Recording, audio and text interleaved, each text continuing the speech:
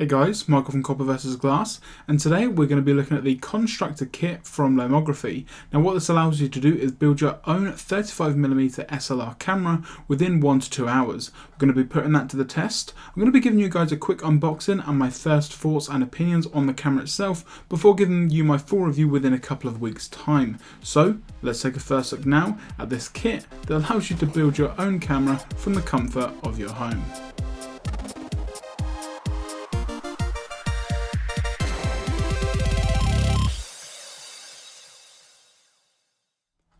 Now the packaging for this camera is really nice. You've got the 2 tabs here at the top of the bottom, and then it folds out kind of like a book and you're presented with all the pieces. Now if you've ever done anything like an Airfix model or anything like that, it's going to be pretty similar to that and you're going to feel right at home. You're going to have all the pieces here laid out and they're all numbered that correlate with the instructions. Now looking around here you can see there are quite a lot of pieces, so I'd recommend just taking note of what you've got before obviously losing anything and making sure you've got everything there that you do need. Now the first thing that we're going to have here is obviously just one of these side pieces with some of the smaller parts. So you're going to have here some of the cranks and the gears for the shutter. Here you're going to actually have the lens itself, which we're going to get a close-up on in just a minute. Now obviously the instructions for this camera are going to be quite lengthy. Now there's multiple languages in here, some things that you don't necessarily need, like how to use the camera. It's pretty easy to use once you've got everything set up. Now I will say though that some of the instructions aren't as clear as they could be, so do use some common sense when putting this camera together. Now you're also going to get some stickers here. You're also going to get some leather stickers so that you can actually customize your camera once you are done. Now there's some boxes here with some additional parts in them. In this one here you're going to get those leather stickers that I mentioned earlier, and also you're going to get quite a lot of fiddly bits in terms of springs, screws and things like that. Now the tool that you need is included. It's just one screwdriver. You can see here we've got some other bits which are more premium metal materials just here. Now going on to some actual close-ups of the camera itself, you can see here we've got the lens compartment, and again everything is very premium in terms of the plastic that it's made of, but again it can be quite fiddly. Now like I mentioned before, you can see here the actual lens itself. Now as the lens does have a zoom on it, and you can also change the focus, which is very nice, and you can also get additional lenses from the Lomography website. Now looking at some here, you've got some additional sections, and the actual body itself is very nice. You've got the main portion here, which is also where you insert the film and where you are building the shutter button and things like that. You've got the back casing, which again is very sturdy. It does also have a locking mechanism once the camera is done. And then you've also got the front of the camera here. Now like I mentioned, all these parts are very premium. Once it is all put together, it's a very, very sturdy camera. Not as good as a normal DSLR or anything like that, but it's definitely going to hold up well. So guys, what I'm going to be doing now is putting this camera together. I am going to time myself to see if it does take that 1 to 2 hours that it says in the box.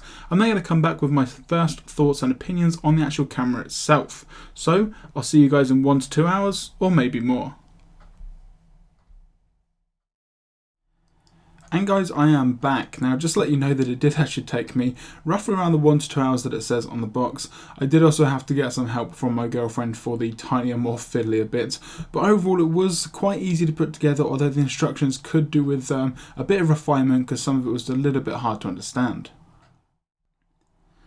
Now the construction of this camera is very, very good indeed. The plastics are very rigid, and the way that it's all put together with the finished product is very nice.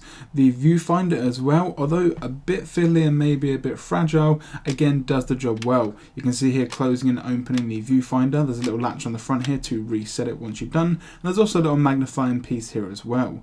Now you've also got the dial here in terms of the actual pictures and the shutter button, as you can just see here on the right hand side on the top of the camera. On the bottom you do have a standard tripod mount, which is really good if you do want to get those steady pictures. Now the actual lens itself does have a very nice focal arrangement, so you can actually change the focus of the pictures, so you can get some real nice depth of field.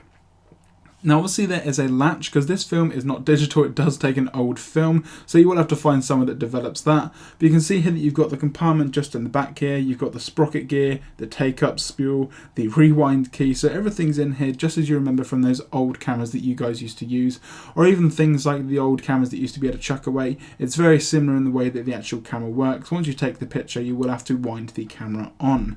Now looking through the actual viewfinder here on top, you'll see exactly what I'm talking about with how you actually view the picture.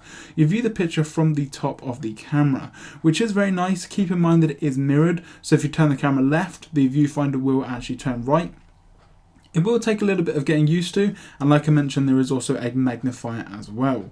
Now in terms of this top section, it is actually collapsible, so if you do want to put it in a bag, you can just fold it down. Each tab has a number, 1, 2 and 3. If you just fold them down in the correct order, you'll be able to close it down perfectly well. And like I say, the overall camera is really nice. Now I'm going to be doing some actual photos and things with this camera and giving you guys my full review within the next couple of weeks.